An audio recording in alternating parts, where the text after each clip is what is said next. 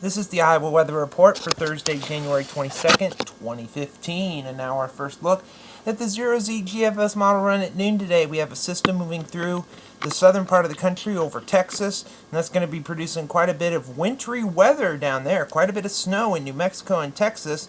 Another system moving through New England is going to produce a little bit of precipitation, mainly just offshore. Could be clipping the eastern parts of Massachusetts around Cape Cod and then up into the Maritimes. System to the south producing rain and snow down there. Around here it's just mainly sunny. A couple clouds around, highs in the 30s. Clipper system is going to be approaching here on Friday. That could bring an increase in clouds by late in the day and maybe a couple of snow flurries or snow showers Friday night. System across the south will move through with a lot of rain and maybe a bit of wintry mix on the north side, and then that begins to move north and eastward into the mid-Atlantic. Around here it's still fairly quiet. A couple of clouds around as we move into Saturday with highs mainly in the 30s north and east to near 40 south and west. Another clipper coming in on Sunday, and that could bring us some more possible chances of some snow, maybe a rain-snow mix in our southwestern counties. Highs upper 20s northeast to maybe near 40 south and west. Mainly cloudy outside of the chances of precipitation. And that system then moves off to the south and east on Monday. But don't fret, here comes another clipper. It's going to be coming in. It'll be to our north and west. We'll be in between systems at that point. Tuesday, here comes this next one. This one mainly aimed at the eastern and northeastern counties with some light snow. But as you see with the height levels, temperatures could be in the near freezing northeast to maybe in the mid-40s and even warmer south and west, where they could even see sunshine. That warmth will move in across the rest of the state as we move into the middle of next week.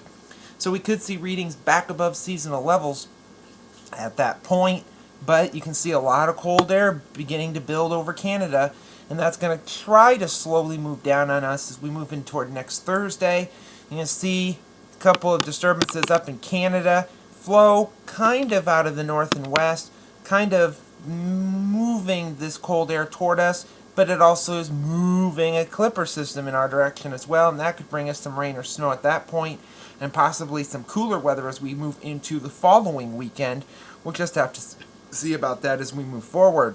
A couple of days later, around the 2nd or 3rd of February, look at the flow, straight from the north, across Canada, and then around a disturbance over about International Falls, and then straight southeastward across the state.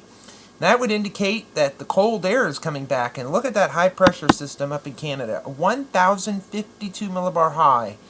That is cold, and if this is right, we could be seeing sub-zero temperatures again moving into the beginning of February.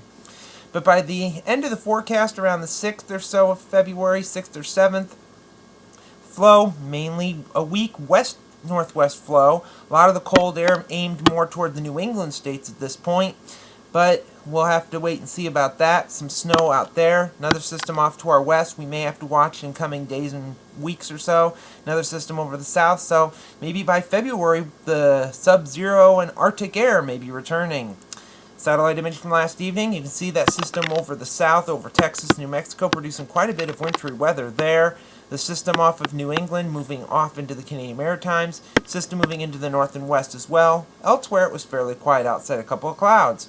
The watch warning map from last evening, some wintry weather over the mid-Atlantic states, some wintry weather over New Mexico, Texas, Oklahoma, a lot of winter weather advisories, winter storm warnings, and a couple of issues over the north and west. Elsewhere it was fairly quiet. QPF chart, precipitation over the next 5 days. This goes through Monday evening at 6 o'clock, and this shows some precipitation around, mainly across the northeastern counties, heaviest over the south.